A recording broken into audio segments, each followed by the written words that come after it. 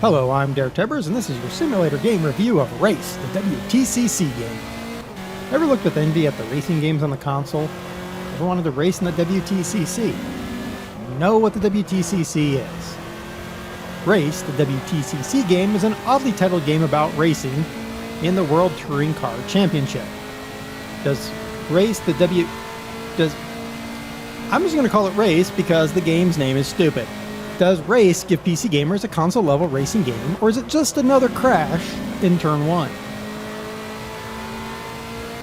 The graphics are okay. They aren't something amazing that are going to blow you away. Rather, they are adequate for a slightly older game. The cars look good, and the crud thrown up on your windshield isn't supreme touch. As you race longer, it just becomes harder to see through your windshield, and I like that. Overall, it reminded me more of Forza 3, maybe, more than anything else. While it isn't graphics per se, I will say that the car bob made me feel ill after a while. At 200 kilometers an hour, which is only 124 miles an hour, the car's gentle up and down bobbing was exaggerated beyond any reason.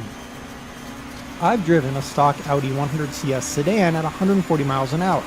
That's 225 kilometers an hour. On an everyday US interstate. Motorway for the rest of you. And there was no exaggerated bouncing, even when crossing bridges. Now that was a stock sedan. These cars have ground effects kits. They have tuned wings. They're supposed to stick to the ground.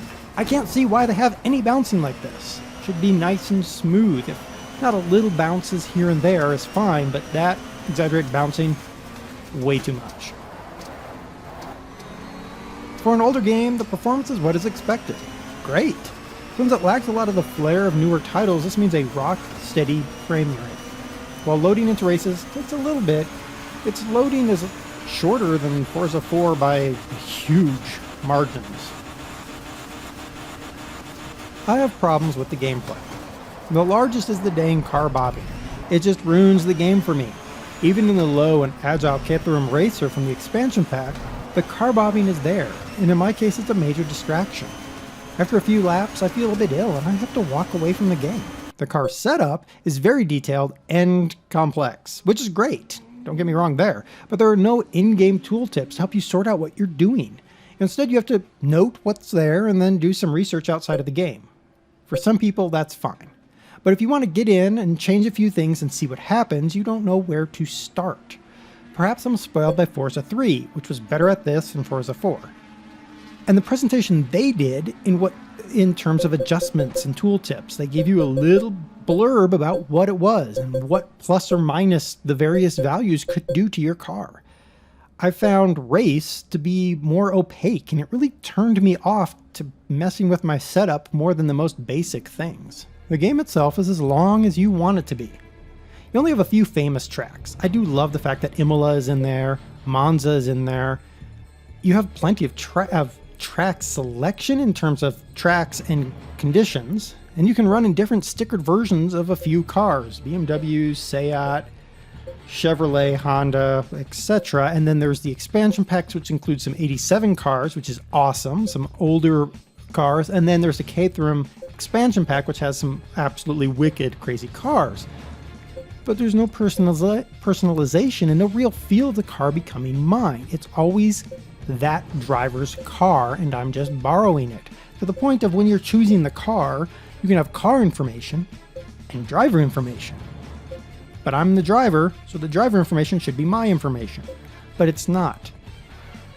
Because Race is so hard-pressed to give you the WTCC information, you're not going to make your own car, you're just going to borrow somebody's. I don't like that. Beyond those issues, the driving is complex, for lack of a better word. The steering is too fast on my gamepad, nearly analog. Even with a 30% dead zone, I can't drive properly on the track. I've clocked well over 500 hours in Forza 3 and 4, so driving with a gamepad isn't a new experience. But I couldn't get rid of this ultra-fast analog left-right behavior. Even gentle movements of my control stick turn into giant movements in the game, without really any ability to adjust that. Still, at least the driving felt real. much more so than Forza. Put a powerful car into a turn, gun the engine before you straighten the wheel, and you get what you expect, a lot of tail action. Even with stability control turned on, you still feel that the car in Race is alive. In Forza, it's a slot car until you turn off all the assists, and even then, unless you have a stupid amount of power, it's easy to keep the tail under control. 1,000 horsepower Ford Pinto, by the way. That's stupid power. I was hoping for a good, inexpensive racing game from Race, the WTCC game.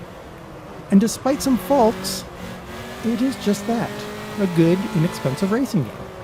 However, for me, that car bobbing really killed it. If you can get over the car bob, or you aren't bothered by it, then Race, the WTCC game, may be for you, despite the absurd title.